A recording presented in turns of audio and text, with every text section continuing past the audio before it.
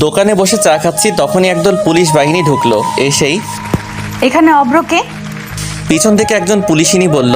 আমি হাত তুলে বললাম, এই যে মিস। মেয়েটা আমার কাছে এসে আমার শার্টের কলার ধরে বলল, তুই এমপি আহাদ খানের ছেলে, রানাকে কেন মারলি? মেয়েটি আমার একেবারে কাছে আসলো।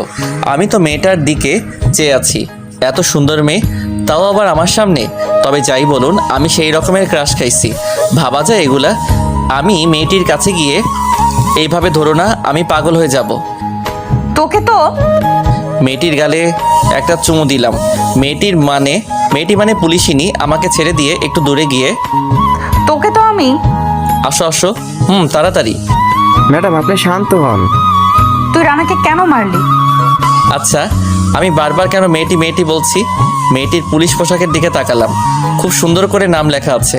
হ্যাঁ, মেয়েটার নাম নীলাঞ্জনা নীলা। রূপের সাথে নামও সাজে, মনে একরঙা স্বপ্ন বাঁধে। এই ছেলে, তোকে কি বলছি শুনিস নে? I love you too. Raj, Murad, Safi ওরা অবাক হয়ে আমার দিকে তাকিয়ে আছে। ওরা ভেবেছিল এতক্ষণ আমি মজা করছিলাম, কিন্তু আমি যে সিরিয়াস ওরা বুঝে নাই। এখন হারামিরা বুঝছে। এই ফাজিল পোলা, আমি তোকে কখন আই লাভ ইউ বলছি? এই তো এখন। তোকে তো আজ। নীলা আবার আমার কাছে এসে শার্টের কলার ধরে। ওই এলইডি, চল না, আমরা আজই বিয়ে করে ফেলি। চল থানায়। নীলা আমার শার্টের কলার ধরে টানতে টানতে নিয়ে গেল। আমি হাতের ইশারায় হারামিগুলোকে চুপ থাকতে বললাম।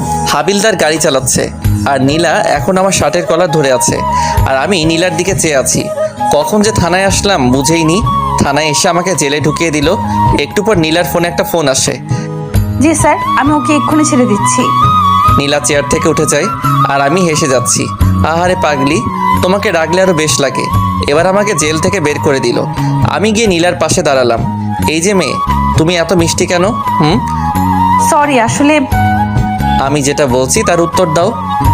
আমি জানি না। আচ্ছা বাদ দাও, এখন তোমার নাম্বারটা দাও দেখি। কি? তুমি দিবে নাকি দিবে না? না মানে। আর কিছু বলার আগেই আমি ওর ঠোঁটজোড়া নিজের কবলে নিয়ে নিলাম। একটু পর ওকে ছেড়ে দিয়ে ওর ফোনটা থেকে ওর নাম্বারটা নিয়ে বাসায় চলে আসলাম। বাসায় আসতে আসতে না হয় আমার পরিচয়টা দিয়ে ফেলি। আমি অভ্র, মায়ের একমাত্র ফাজিল পোলা। বাবা নেই, অনেক আগেই মারা গেছে যখন আমি ক্লাস 4-এ পড়তাম। আর এখন আমি অনার্স 4র্থ বর্ষে পড়ি, আর হুদাই ঘোরাঘুরি করি।